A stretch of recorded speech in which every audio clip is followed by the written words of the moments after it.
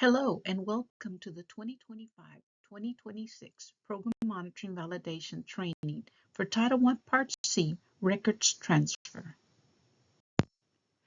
Legal disclaimer. This presentation is intended solely to provide general information and guidance to the Texas LEAs, ESCs, nonprofit subgrantees, and participating private schools receiving equitable services. The content in this presentation reflects the Texas Education Agency's current understanding of statute and applicable federal guidance.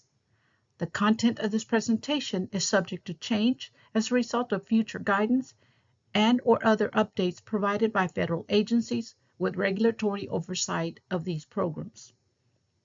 This presentation does not constitute legal advice, and entities are therefore advised to seek legal counsel regarding the information and guidance provided in this presentation before acting upon the information provided. Artificial Intelligence Disclaimer. Recording and/or use of artificial intelligence. The Texas Education Agency does not permit third-party recording or the use of artificial intelligence summary services during its grants-related trainings.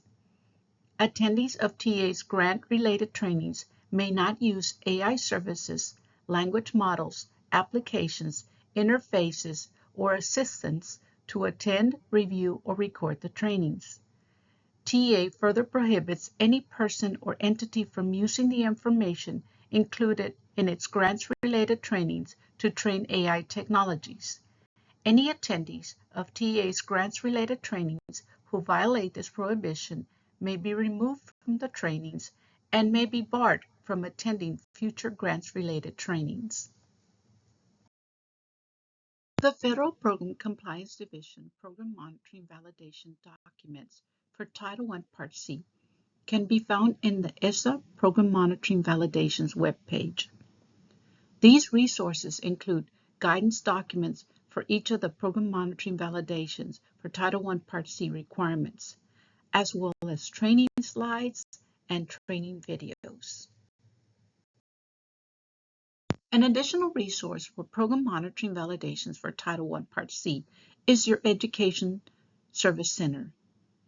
ESC support includes complimentary technical assistance and training available from each regional ESC. The ESC contacts link to the Texas Migrant Education Portal is located under the contact information found on the right side of the Title I Part C webpage. Documentation requested. Documenting overall compliance for a program requirement may require several forms of documentation to be maintained locally and available upon request by TEA and/or an auditor. To ensure overall compliance with program requirements, LEAs should refer to the program guide and/or other program-related resources that reference the multiple forms of documentation required to be maintained locally. The documentation requested for submission during the validation process may not include all forms of documentation that are required to be maintained locally. Now, let's talk specifically about the requirement for documentation for records transfer.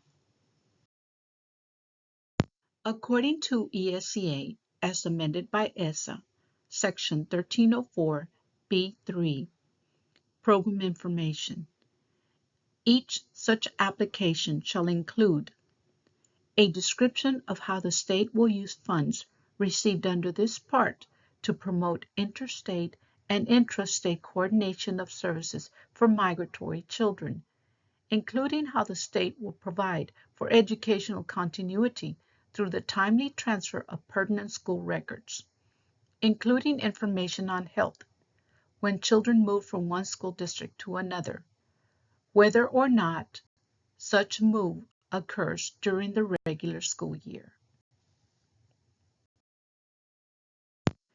The required documentation for records transfer, item 1.1, is written procedures for sharing and/or obtaining migratory student records. The acceptable documentation is written procedures followed for sharing and or obtaining migratory student records via M6 with or from other districts and states. Again, the documentation to support records transfer item 1.1 is written procedures followed for sharing and or obtaining migratory student records via M6 with or from other districts and states. Issues that may result in an improvement needed status include auditable documentation requested was not submitted. Documentation submitted did not address the procedures for sharing and or obtaining migratory student records via M6. Or documentation submitted was not for the prior school year. Required documentation for records transfer item 1.2. If records were requested and transferred, provide communication from entity via M6 or response request. The acceptable documentation includes a maximum of 2 samples of communication from another entity via M6 regarding data requests for student records. For example, data request email notification from M6. And a maximum of 2 samples of communication from your LEA and or fiscal agent responding to the requester with the student records. For example, data request email notification from M6, or a statement that no data request received from M6.